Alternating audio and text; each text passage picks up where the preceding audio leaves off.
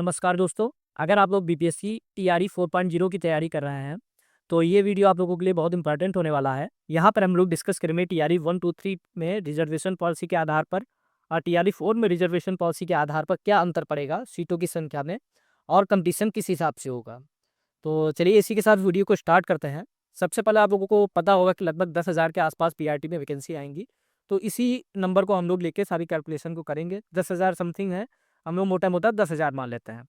पहले अगर 1, 2, 3 की बात की जाए टीआरई 1, 2, 3 में, तो 40% जो सीटें हैं वो सभी में रिजर्व 60% सीटें जो हैं वो सभी में रिजर्व होती हैं। यानी 6,000 सीटें जो हैं रिजर्व कैटेगरी के लिए हैं, बीसी, ईबीसी, एससी और एसटी के लिए, और 4,000 सीटें जो है ओपन कैटेगरी के लिए हैं। और अब इन 4,000 की बात की जाए तो इन 4,000 में 2-2 हज़ार बटी हुई थी, यानी 2,000 फीमेल की थी और 2,000 मेल की थी, यानी 50% हम लोगों का रिजर्वेशन था मेल और फीमेल का। अब इन 2,000 पे बिहार का या अदर किसी स्टेट के भी लोग फाइट कर सकते थे। तो अगर देखा जाए 10,000 वैकेंसी अगर आ रही थी टीआरई 1, 2, 3 में, तो 2,000 सीटें अदर स्टेट वालों को मिल रही थी। अब अगर इस बार की बात की जाए टीआरई 4.0 की, तो हम लोग अगर मान लेते हैं कि 10,000 वैकेंसी आएंगी, तो सेम 6,000 सीटें तो पहले से फिक्स है ये रिजर्व कैटेगरी की। बची 4,000 सीटें। अब इन 4,000 सीटों में लोगों को देखना है, ये ओपन कैटेगरी की हैं। अब आप लोगों ने लेटर देखा होगा, उसमें साफ साफ बोला गया है कि इसमें से 35% जो सीटें हैं वो महिलाओं के लिए फिक्स हैं। यानी 4,000 का हम लोग 35% निकालेंगे तो ये ज़्यादा 1,400, यानी 1,400 सीटें हैं ये फीमेल के लिए हैं, और ये सिर्फ बिहार की फीमेल के लिए है, अदर स्टेट की फीमेल के लिए नहीं है। बिहार की फीमेल को 1,400 सीटें रिजर्व रखी गई हैं। अब बची हुई, अब 4,000 में 1,400 चली गई, 2,600 सीटें बची। अब ये जो 2,600 सीटें हैं इस पे बिहार के जो पुरुष हैं उनके लिए 40% सीटें रिजर्व की गई हैं। तो क्योंकि इन 2,600 सीटों में जो 40% सीटें हैं उस पर केवल बिहार के कैंडिडेट का चयन होगा।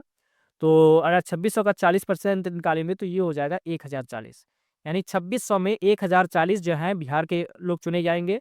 और बची 60%, यानी 60% का मतलब हो गया 1,560।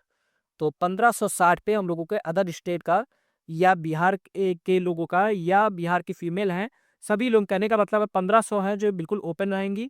इस पे सभी लोग फाइट कर सकते हैं, बिहार के लोग भी और अदर स्टेट के लोग भी फाइट कर सकते हैं। और ये जो 1,040 है इसमें जो बिहार से जिसने मैट्रिक और इंटरमीडिएट किया है वही लोग इस पे फाइट करेंगे। और 1,400 सीटें जो है बिल्कुल रिजर्व है महिलाओं के लिए। अब देखा जाए तो 2,000 पहले आ रही थी, अब कम हो जाएंगी, 1,560 वैकेंसी आएंगी, और वैकेंसी की संख्या भी जो है 1, 2, 3 के मुकाबले बहुत कम है, यानी केवल 10,000 वैकेंसी पीआरटी के लिए है। तो कंपटीशन बहुत ज़्यादा हाई होने वाला है। और अगर आप लोगों को सिलेक्शन चाहिए तो अभी से आप लोग अपनी तैयारी स्टार्ट कर दीजिए, और सिर्फ फोकस जो होना चाहिए वो एनसीईआरटी पर होना चाहिए। इसके अलावा किसी चीज़ पर फोकस नहीं होना चाहिए। अगर एनसीईआरटी आपने 6 to 12 की कंप्लीट कर ली तो आपका जो सिलेक्शन है 100% सिलेक्शन हो जाएगा। अच्छे से केवल 6 to 12 की सीआरटी को पढ़ना है। तो इसी के साथ आज के वीडियो में सिर्फ इतना ही। और जो लोग इसकी प्रिपरेशन कर रहे हैं वो लोग अपने से आज आज से ही अच्छे से अपनी प्रिपरेशन को स्टार्ट कर दें, क्योंकि टाइम बहुत ज़्यादा नहीं मिलेगा नोटिफिकेशन आने के बाद में, और कंपटीशन बहुत ज़्यादा हाई होने वाला है। तो मिलता है नेक्स्ट वीडियो में। Thank you.